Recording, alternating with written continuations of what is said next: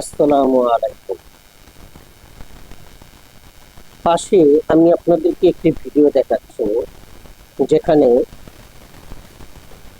আমতারেক ফুটপাতে, অর্থাৎ ফুটপাতে বললে ভুল হবে, আপনারা একটু ভালো করে লক্ষ্য করে দেখুন। সে মেন রাস্তারই একটা অংশে গাড়ি রেখে আম বিক্রি করতেছে। সে একজন ব্যবসায়ী, সে আম বিক্রি করে। তার এই ব্যবসাকে আমি স্যালুট জানাই। সে একটা কর্ম করে খায়, খুবই সুন্দর কথা, খুবই ভালো কথা।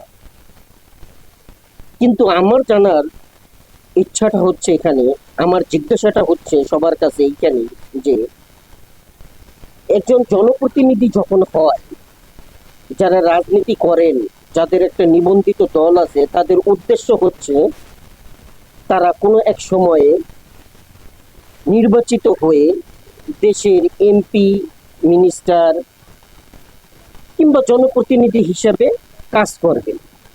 এই উদ্দেশ্যেই তারা রাজনীতি করেন এবং রাজনীতি অঙ্গনে জড়ান। নির্বাচিত হবার পরে জনগণের খেদমত করবেন, জনগণের সেবা করবেন, এটাই তাদের মুখ্য উদ্দেশ্য থাকে এবং এই ব্যাপারেই তারা প্রচারও করে থাকে।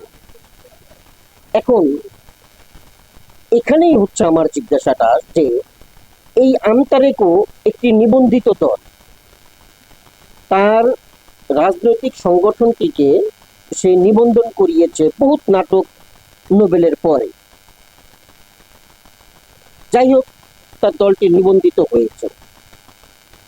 এখন সে জনগণের সেবার জন্য তার নিবন্ধিত দল থেকে সে নির্বাচনও করেছে, যদিও হেরে গেছে। আমি মনে করি ইটস নো প্রবলেম।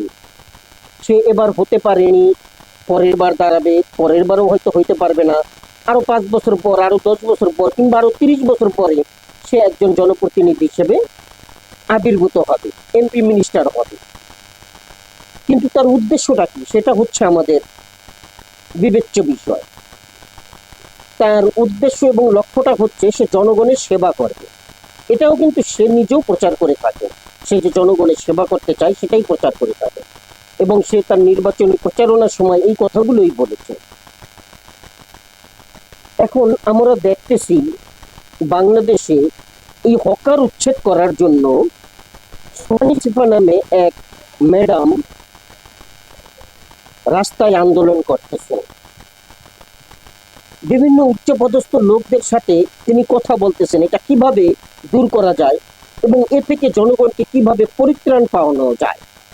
এবং আমার মতন যারা সাধারণ জনগণ আছি, আমি নিজেও তাকে সমর্থন জানিয়েছি। আমি তার এই আন্দোলনের সাথে একাত্মতা ঘোষণা করেছি। যেভাবেই হোক হকার উচ্ছেদ করতে হবে।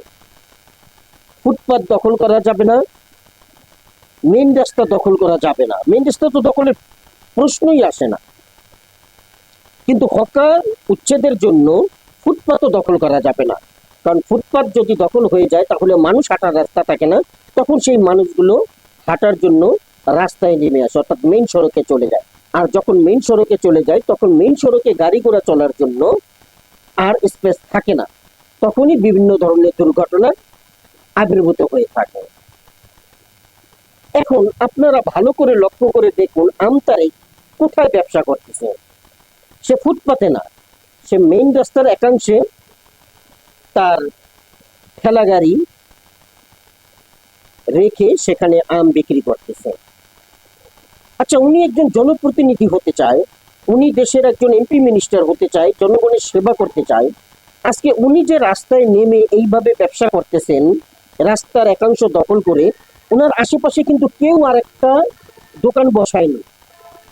হতে পারে হয়তো ক্যামেরার এই সাইডে আরো কিছু থাকতে পারে, কিন্তু ক্যামেরায় যতটুকু দেখা যাচ্ছে সেখানে ফলো করে দেখুন, সেখানে একটি গাড়িও বা কোনো একজন ব্যবসায়ীকে দেখা যাচ্ছে না।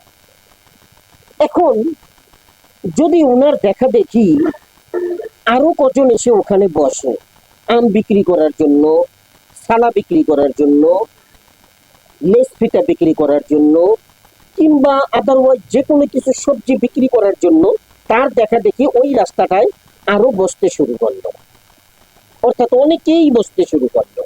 তখন রাস্তাটা দখল হয়ে গেল। কিন্তু এর মেন উদ্যোক্তাটা কে হলো? মিস্টার আমতারেক। কারণ আমতারেক এই পথের পথিকৃৎ, তিনি দেখাচ্ছেন কিভাবে রাস্তার কাছে, রাস্তার পাশে বিজনেস করতে হয়।